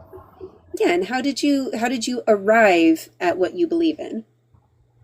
I mean, I think through like personal experience, the little bit of growth that I have, I believe that people can change. So So, you know. without going into the specifics of your personal experiences, because your personal experiences are your personal experiences. They're not going to be convincing to me, especially as someone who doesn't believe in God. So without going into your personal experiences, how do you Have you know ever that been those to experiences are from God? Have you ever been to college? Are you like somebody who's been to college? I have taken some college courses. Okay, okay. So if like in this hypothetical, if I was like, I don't believe in degrees, and then anything that you said after that, it was just completely irrelevant to me. Like, how can you have a conversation? I'm not sure how that follows. Can you explain to me the connection? Well, you just said you don't. You said that my personal experience isn't convincing to you, right? Because Yeah, you don't believe, because right? So I was just kind of flipping and making a contrast. So the reason I bring that up is because unless an experience can be repeated and experienced by others, that experience on its own is not going to be convincing to the people who didn't also experience it. Okay, but I'm not okay. But there's a So multitude of I people who have understand. experienced what I Right. experienced. But So so I like we're a majority, understand. majority of people are Christian. If that's not convincing to you, I don't know what to tell you. That's No, silly. but my point here is though is that you are basing your belief system off of a book you haven't read, but you believe it to be real, you believe it Mhm. to be true, and you I never believe it said I to be hadn't read the book. good. I want you to understand that I said I have read the No, book. I just I haven't read the did. whole thing. Yeah. Yeah, so if I were to tell you that I read Charlotte's Web, and then you asked me how I felt about Templeton being gifted a goose egg, Mm. I hadn't read the entire book, Yeah. but I was like, yeah, I read it, but like I didn't read all of it. Would you Well, still consider me to be a good person to talk to about the book, I think or it depends on would you think how that my understanding of the book would be rather limited because I didn't finish reading it? yeah, I think that there's a limitation with not finished reading it. I understand what you're saying, but like if somebody said, "Hey, I didn't really like finish reading it," then I wouldn't ask them about parts that they didn't know about. That would be foolish. You know Well, what I but if mean? you're so do you understand the reason why that might be an issue when it comes to a religious belief? Sure, I could see why it would be an issue for you. I don't know why you're so pressed about it, but okay. No, I'm not pressed because kind of what this conversation is about is why do you believe what you believe? How did you arrive at that? And how did you determine it to be good? So if you haven't read all of the Bible, do you think it's possible that there might be passages in there that you fundamentally disagree with, but you're basing your entire belief Well, system yeah, off I've of read like it the book of without having Job. read the entire book? I fundamentally disagree with the book of Job. It doesn't mean I don't have to believe in it or that I have to have a No, problem with it. and I'm not even saying that you necessarily shouldn't believe in it. It's just, it's a little weird for people to say that, yeah, I believe in it and I believe it to be good without having read the religious texts that it's based off of. Because you may encounter information that you disagree with or that you find to be immoral, and you may choose that you don't want to follow that particular religion, or you may not want to follow that particular God. Have you read up on other religions? Why do I need to do all of those things? Why can't I just like what I like? Well, I mean, you're certainly entitled to that. It's just that you're up here arguing for your God being good, but there could be another God out there that you feel is more good than your Mhm. God. But if you haven't studied them, how would you know? I don't think anything could be more good than my God, right? Like the premise of my God is like there's gonna be peace in it at the ending of it all. You know what I'm saying? I don't think Yeah, so I there's nothing guess, more that I want. I don't want to continue going on in life. I don't want to come back and you know what I'm saying? This place is crazy. Like we're crazy people. You know what I'm saying? So I think the yeah, alternative is the best one. You know what I mean? so Peaceful. kind of what I'm hearing is that you are content to follow a God whose teachings you don't fully know or understand. You don't Mhm. see any purpose in really studying the Bible before making a decision about Well, which okay. God to follow. You Okay. also don't feel it necessary to look into other religious traditions. Well, let me ask you a question. It kind of Let, sounds like you're not really interested in questioning what you believe well, or why you let me believe ask it. you a question. I already told you sometime earlier that questions are fine. It's not that I have a problem with questioning anything. Is that you're posturing me. You're trying to posture me in a sense, and you can't. You know, because I don't. How I'd like you I'm to not trying to explain how I'm model a category. posturing. I'm talking to you honestly. I'm being reasonable Yeah, about the conversation, and that's and I would like to know what it is that I'm doing that you think is posturing. Because what so far you're all I've trying done to is say ask that questions you're trying and to say that. from your own, well, just a Okay. moment. Because you said asking questions is fine, and that's all I've been doing. And Yeah. you seem to be getting a little like, and I'm not trying to tell you what what your emotional state is. I'm letting you know how it's coming across to me. Uh huh. It sounds like you're starting to get a little defensive, and I'm not. I'm just asking questions. Well, I'm curious. I just have a follow up question to your question. I'm sorry. I Sure, do apologize. Yeah. You know, I might have, I got a little intense. I apologize. that's okay. I appreciate the integrity in acknowledging that. Um, I know that you were trying to finish your thought. That's why I paused. I apologize.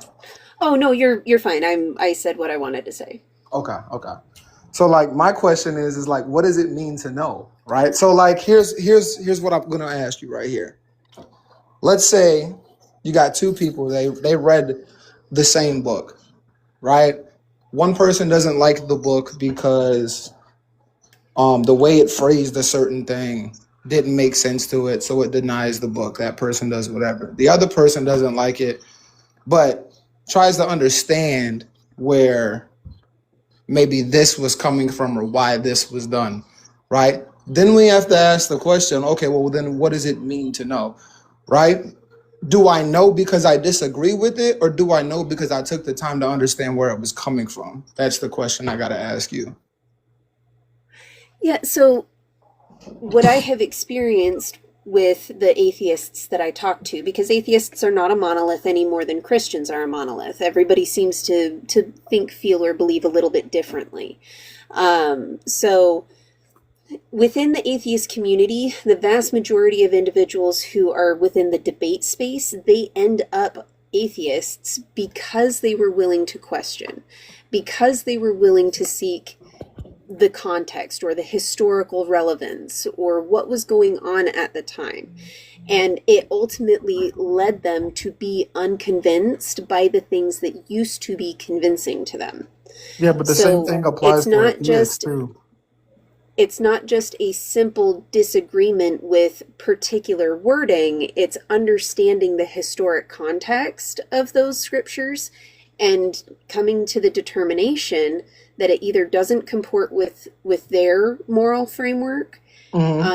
or it just doesn't make sense, or because there's a tremendous amount of contradictions in the Bible that for a lot of people, regardless of whether or not they think that the nice things that Jesus had to say are worth following, there are enough contradictions that they're like, you know what, this Jesus character, he doesn't really live what he preaches, and that's kind of a problem for me. I don't want to base my moral framework off of something like that. And so they look elsewhere. Um, But what I kind of take exception to is when people say that their God is good or that their God is the one true God, but they haven't taken the time to study about other religions. And they haven't really taken the time to critically evaluate what it is that they believe, why they believe it, and how they arrived at that belief. So that's kind of what we're doing here, is talking about, is your God good and how did you arrive at that conclusion? Are we just assuming that like most people don't take into account like other religions, or don't consider other religions things and so forth?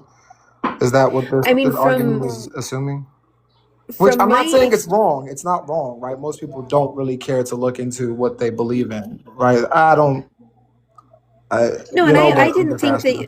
that you were being rude in asking the question. I think that's a very fair question to ask. I mean, I've spent a lot of time in these debate spaces, and the vast majority of people who come up haven't actually taken the time to evaluate what they believe, why they believe it, where those beliefs came from, hmm or to look into other religious practices. I And think I think that's kind of religious. what Ace's whole thing has been, is looking into all of these different religions just to evaluate them on their merits.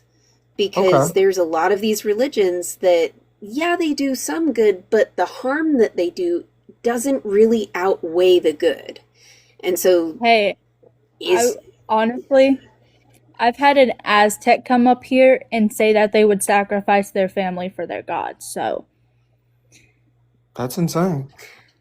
and we've had Christians get up and defend that if their spouse were to be punished by God using grape for something that they had done, that if God had decided that that was the punishment, they would side with God on it. And we've had people say that they would side with their God on a whole lot of things that the vast majority of people would consider to be atrocities, simply because if they believed that it was their God who commanded it, they would side with it. Mm. Okay.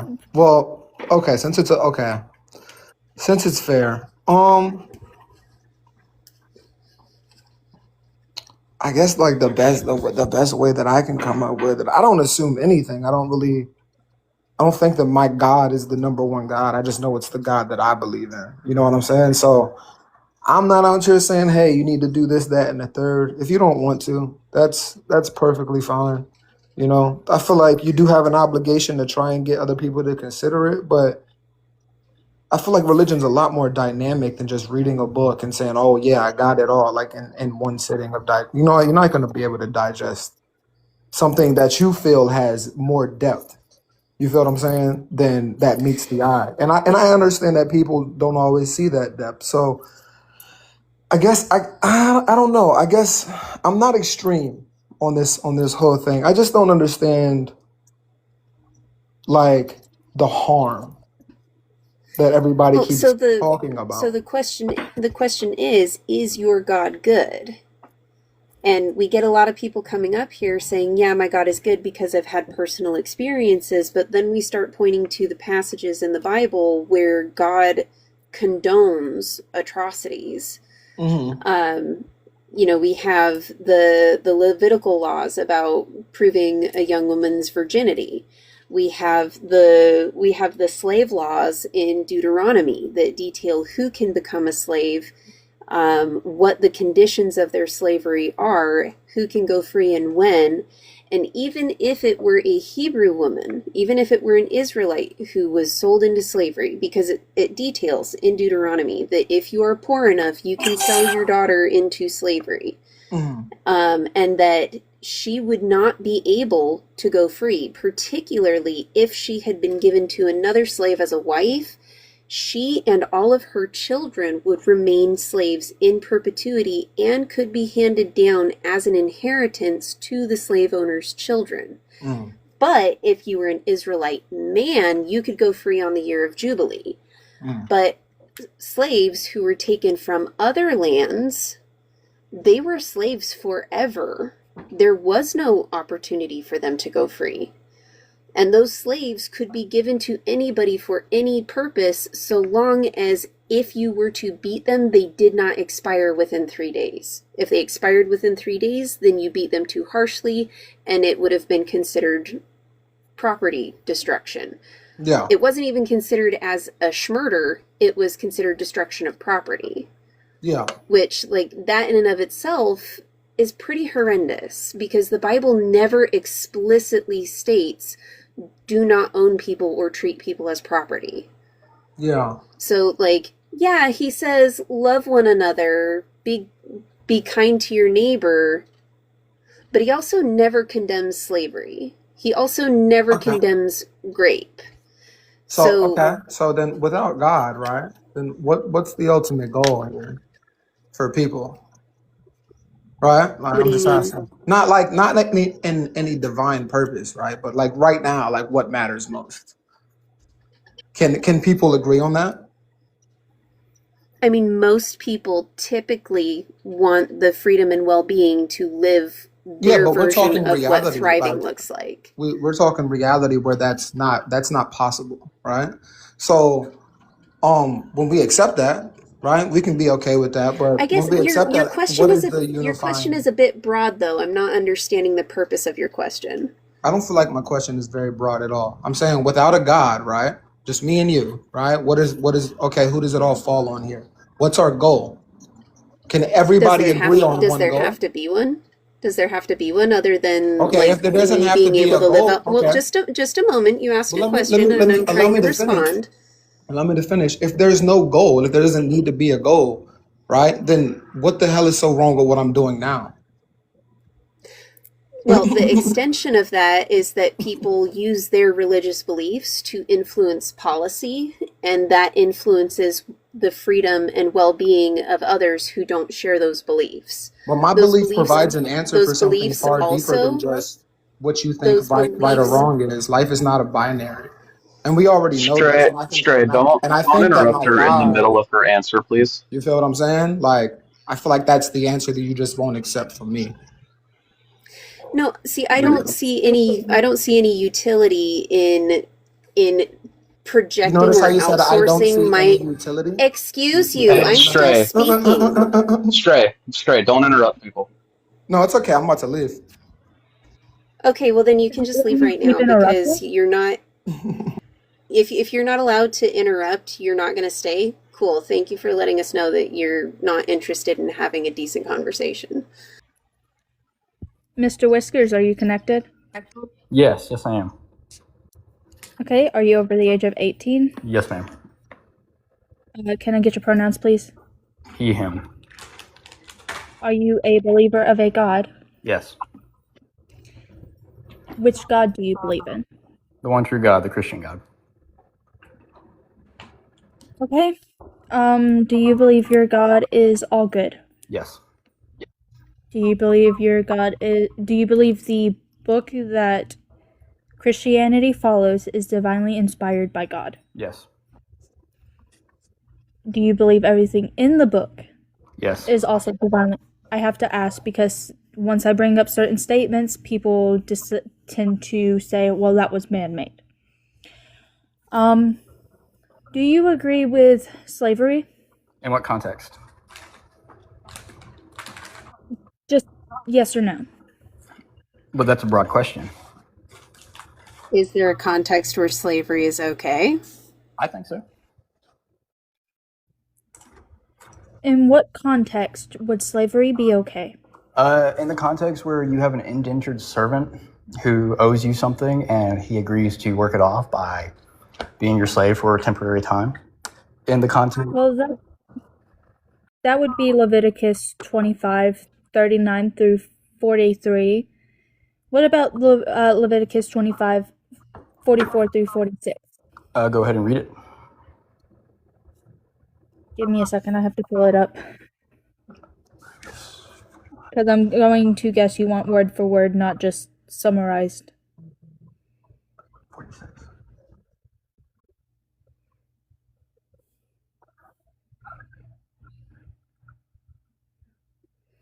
(44 through 46). As for the male and female slaves whom you may have, it is from the nations around you that you may acquire male and female slaves.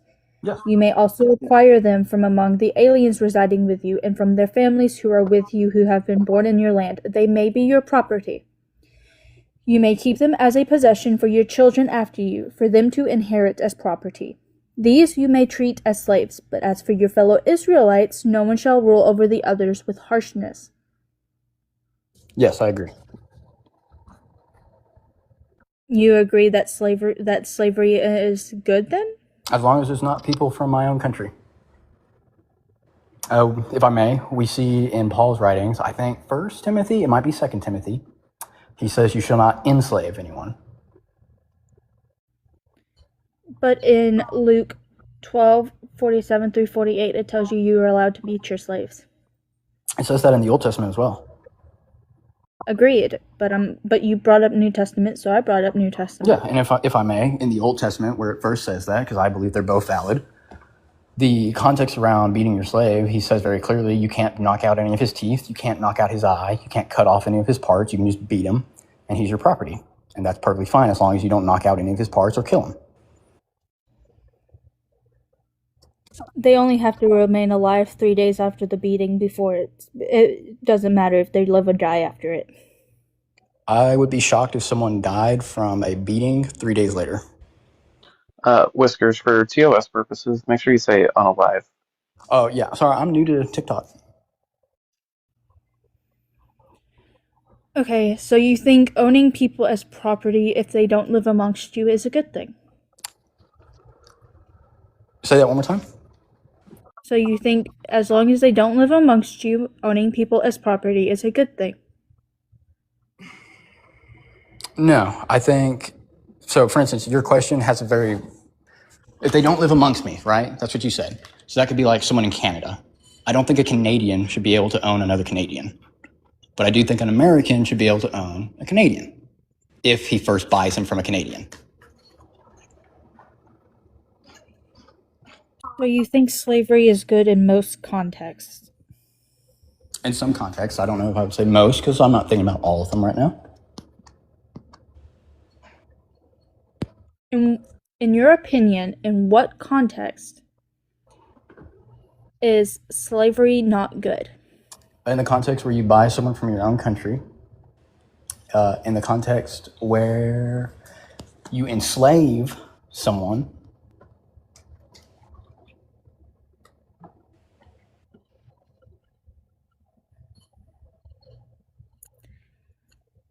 Is slavery not the same as enslaving somebody? no, ma'am. Enslavement means to make someone who is free a slave. But if they're already a slave, whether or not they were born one or someone else enslaved them, you can buy them, as long as they're not from your own country. Okay, we're going to make this a little later than in the Bible. Okay. Do you think what happened to the people that got sold into slavery from Africa was a good thing? From Africa? Mm-hmm. You said this isn't in the Bible? This is following the exact same way you just said. The American people had bought slaves from Africa. Do you think that was a good thing? I think it was perfectly fine. We didn't enslave them. We went over there and purchased. Actually, they came to us, and we purchased it from them. In a lot of cases, I can hold a conversation with you.